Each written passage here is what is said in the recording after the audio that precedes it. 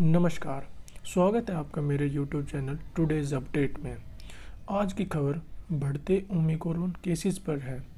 जनवरी 2020 में ही corona virus ने भारत में दस्तक दे दी थी। 2020 का करीब पूरा साल भारत के लोगों ने लॉकडाउन में निकाला है। 2021 में इसका डेल्टा वेरिएंट सामने आया, जो कि बहुत खतरनाक था, जिसके चलते भारत में ही नहीं बल्कि दुनिया में लाखों लोगों ने अपनी जान गंवा दी। 2021 खत्म होते होते इसका नया वेरिएंट ओमिक्रॉन भी आ गया, जिसके शुरुआती केस अफ्रीकी देशों में पाए गए थे और अब WHO ने इसकी 63 देशों में तक पहुंचने की पुष्टि कर दी है। कोरोना के नए वेरिएंट ओमिक्रॉन से संक्रमण के मामले देश में तेजी से बढ़ रहे हैं। कर्नाटक में 3, आंध्र प्रदेश, केरल और चंडीगढ़ में एक मामले सामने आए हैं। राजस्थान में 9, दिल्ली में 2, गुजरात में 3 और महाराष्ट्र में सबसे अधिक करीब 18 केस सामने आए हैं।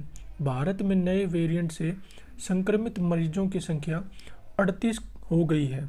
नए वेरिएंट ओमिक्रॉन से पहली मौत ब्रिटेन में हुई है, जिसकी जानकारी ब्रिटेन के प्रधानमंत्री बोरिस जॉनसन ने दी।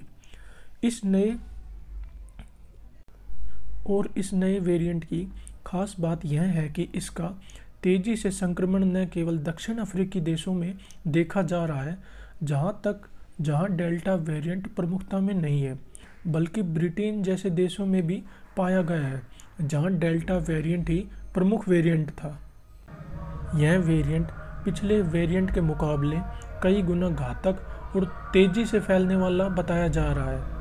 कई वैक्सीनेटेड लोगों में इसके संक्रमण से यह पता चलता है कि यह वैक्सीन के सुरक्षा कवच को भी भेद देता है।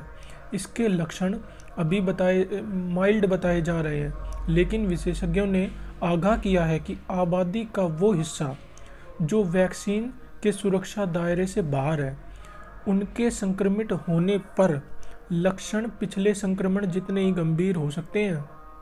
भारत में तो अब भी आबादी का एक बड़ा हिस्सा टीकाकरण के दायरे से बाहर है और दूसरी बड़ी बात यह है कि अपने देश में बच्चों को टीका लगाने का काम अभी शुरू भी नहीं हुआ है। विशेषज्ञ ओमिक्रॉन के संक्रमण को बच्चों में फैलने को लेकर खास तौर पर आगाह कर रहे हैं। यह भी माना जा रहा है कि इस समय की गई लापरवाही बाद में हमारे लिए बड़े संकट का कारण बन सकती है। इस नए वेरिएंट के खतरे को देखते हुए बच्चों के लिए टीकाकरण अभियान शुरू करने की ज़रूरत है। विशेषज्ञों के मुताबिक बूस्टर डोज भी एक विकल्प हो सकता है, जो कई देशों में लगनी शुरू भी हो गई है। भारत में भी बच्चों का टीकाकरण जल्द शुरू किया जाना चाहिए, जिसके लिए वैक्सीन के उत्पादन को तेज़ी से बढ़ाना होगा और सप्लाई चेन को भी बेहतर करना होगा, ताकि हालात को बेकाबू होने से रोका जा सके। Thanks for watching.